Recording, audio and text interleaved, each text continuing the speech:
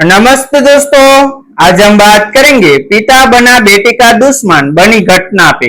रात के लगभग 9 बज रहे थे। शहर की सड़कों पर हल्की बारिश हो रही थी और एक छोटे से किराए के मकान की खिड़की के पास बैठी 23 वर्षीय आरती दूर आसमान में चमकती बिजली को देख रही थी। उसकी आंखों में भी कुछ वैसी ही चमक थी, लेकिन वह चमक उम्मीद की नहीं बल्कि दर्द की थी।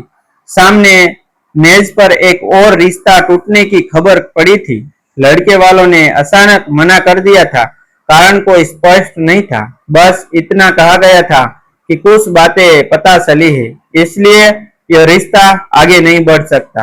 आरती के लिए यह कोई नई बात नहीं थी। पिछले 2 वर्षों में यह सांत्वा रिश्ता था जो आखिरी समय पर टूट गया था। हर बार वही उम्मीद, वही तैयारी और फिर वही निराशा। आरती की जिंदगी की कहानी उस दिन बदल गई थी जब वह केवल 5 साल की थी। उसकी माँ सविता एक लंबी बीमारी के बाद दुनिया छोड़ गई थी। उस दिन आरती को समझ नहीं आया था कि आखिर घर में इतना रोना धोना क्यों हो रहा है।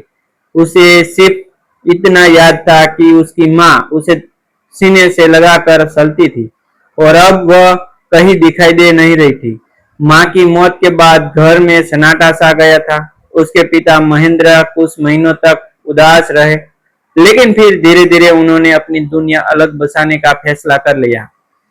गांव के लोगों ने भी उन्हें समझाया कि छोटी बच्ची के घर संभालने के लिए दूसरी शादी कर लेनी चाहिए। कुछ ही समय बाद महेंद्र ने दूसरी शादी कर ली। शुरुआत में आरती को लगा था कि अब उसे फिर से माँ का प्यार मिलेगा, लेकिन ऐसा नहीं हुआ। नई माँ को वह कभी पसंद नहीं आई। घर में उसकी मौजूदगी बोझ जैसी लगने लगी। छोटी छोटी बातों पर उसे डांटा जाता, खाना देने में भेदभाव होता और कई बार उसे ये एहसास दिलाया जाता कि वह इस घर का हिस्सा नहीं है। महेंद्र भी धीरे धीरे अपनी नई पत्नी और नए परिवार में इतने व्यस्त हो गए कि बेटी उनकी जिंदगी के किसी कोने में सिमट कर रह गई। एक दिन ऐसा आया जब महेंद्र ने फैसला किया कि आरती अपनी बुआ के घर रहेगी। 5 साल की बच्ची को यह समझ नहीं आया कि उसके साथ क्यों हो रहा है। उसे सिर्फ इतना बताया गया कि कुछ दिनों के लिए बुआ के यहाँ जाना है, लेकिन कि वे कुछ दिन कभी खत्म नहीं हुए। बुआ के घर में उसे प्यार तो मिला, लेकिन वह हमेशा जानती थी कि वह वहाँ मेहमान है। बुआ अपने बच्चे थे, अपनी जिम्मेदारियां थी। आरती को कभी किसी चीज की कमी नहीं होने दी गई। फिर भी वह हर रात सोने से पहले अपनी माँ को याद करके रोती थी। समय बीतता गया। 2 साल बाद बुआ की आर्थिक स्थिति खराब हो गई। तब फैसला हुआ कि अब आरती अपनी मौसी के घर रहेगी।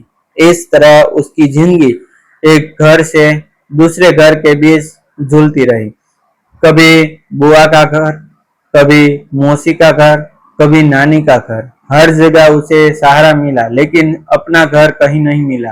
स्कूल में जब बच्चे अपने माता पिता के बारे में बातें करते तब वह चुप हो जाती।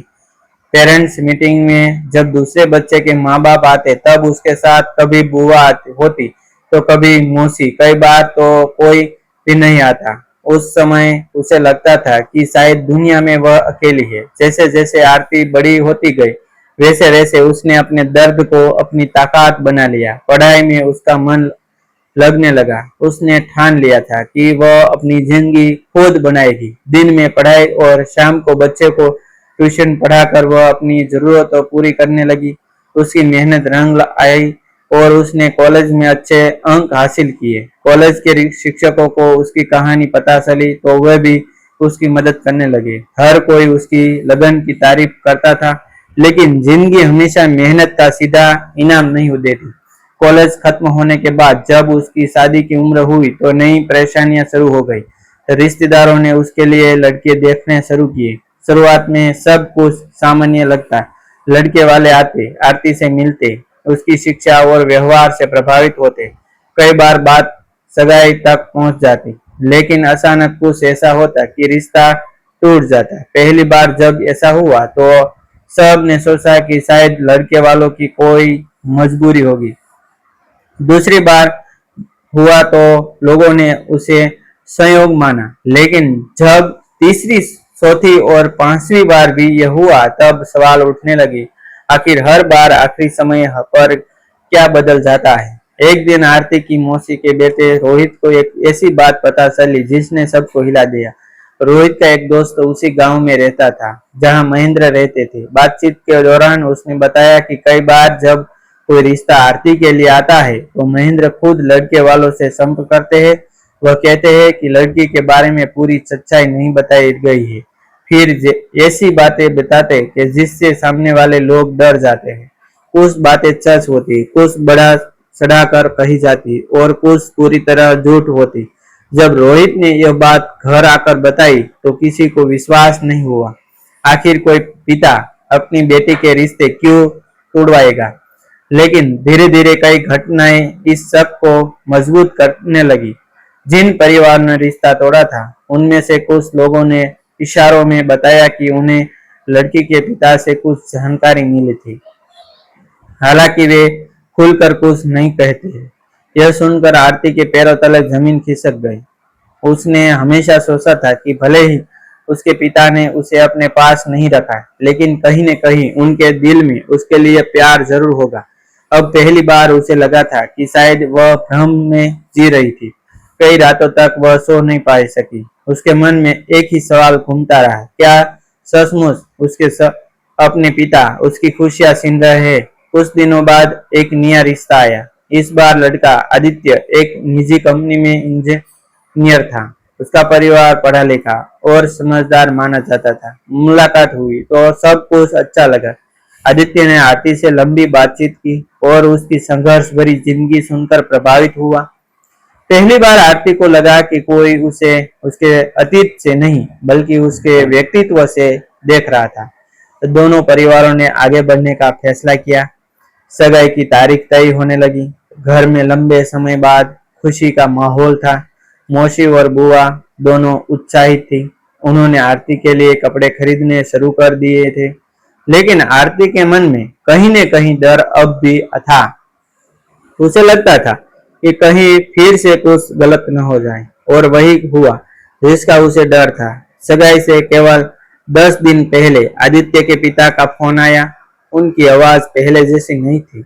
उन्होंने कहा कि उन्हें कुछ गंभीर बातें पता चली है और वे रिश्ता आगे नहीं बढ़ा सकते। इतना कहकर उन्होंने फोन रख दिया। घर में जैसे तूफान आ गया। मौसी रोने लगी, बुआ स्तब्ध रह गई। आरती बिल्कुल शांत बैठी रही। शायद अब उसके आंसू भी खत्म हो चुके थे, लेकिन इस बार कई फर्क था। उसने तय कर लिया था कि वह सच्चाई जाने बिना हार नहीं मानेगी। उसी रात उसने आदित्य को फोन किया। लंबे समय तक फोन बजता रहा और आखिरकार उसने कॉल उठा लिया। कुछ क्षण दोनों तरफ खामोशी रही। फिर आदित्य ने धीमी आवाज में कहा, आरती, मुझे नहीं पता कि सच क्या है, लेकिन मेरे पिता को किसी ने बहुत सी बातें बताई है। किसने? आरती ने कांपती हुई आवाज में पूछा।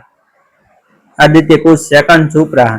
फिर उसने जो नाम लिया उसे सुनकर आरती की सांसें थम गई। वह नाम था महेंद्र, उसके अपने पिता का नाम। महेंद्र का नाम सुनते ही आरती के भीतर वर्षों से दबा दर्द जैसे ज्वालामुखी बनकर टूट पड़ा। अगले ही दिन उसने फैसला कर लिया कि अब वह सच्चाई का सामना करेगी।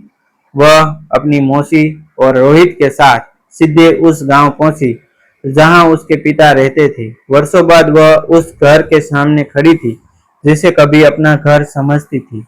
दरवाजा खुला और सामने महेंद्र खड़े थे। बेटी को देखकर उन्होंने चेहरे का रंग उड़ गया।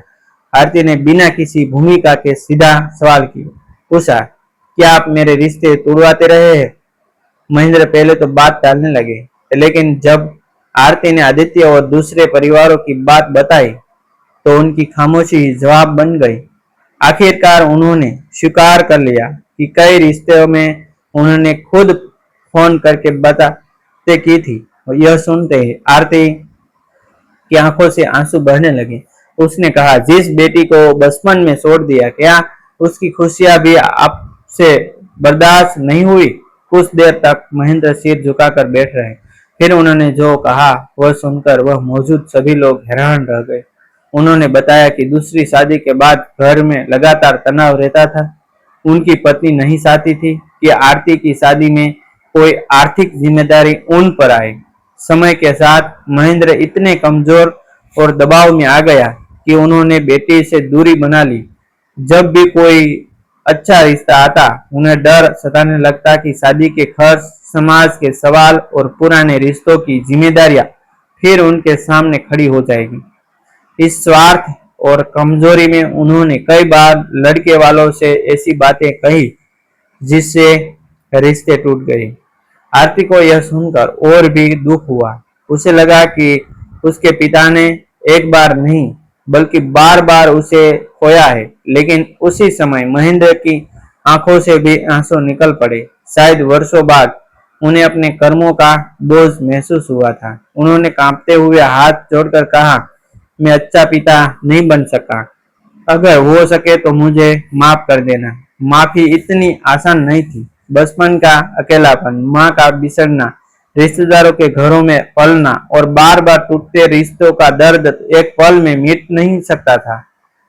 फिर भी आरती ने अपने भीतर जमा नफरत को आगे न बढ़ाने का फैसला किया। उसने कहा, मैं आपको माफ करने की कोशिश करूंगी, लेकिन अपने पैरों पर खड़े होकर अपनी जिंदगी खुद बनाऊंगी। कुछ सप्ताह बाद आदित्य और उसके परिवार ने दोबारा आरती से मुलाकात की।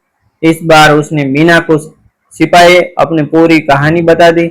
उसके सच्चाई, संघर्ष और आत्मसम्मान के आदित्य के परिवार का दिल जीत लिया गया। उन्होंने अतीत की बातों को पीछे छोड़कर रिश्ता स्वीकार कर लिया। शादी के दिन जब आरती मंडप में बैठी थी, तब उसकी आंखों में आंसू थे, लेकिन इस बार वे खुद के नहीं थे। वह जान चुकी थी कि किसी इंसान का अतीत उसकी किस्मत तय नहीं करता। जिसने बचपन अकेले बिताया था, वही लड़की आज अपने साहस और आत्मविश्वास के दम पर नई जिंदगी की शुरुआत कर रही थी। उसके संघर्ष ने उसे तोड़ा नहीं, बल्कि इतना मजबूत बना दिया कि अब कोई भी उसके सपनों को उसके सीने नहीं सकता था। थैंक यू दोस्तों, मिलते हैं एक न्यू वीडियो के साथ, एक नई स्टोरी के साथ। तब तक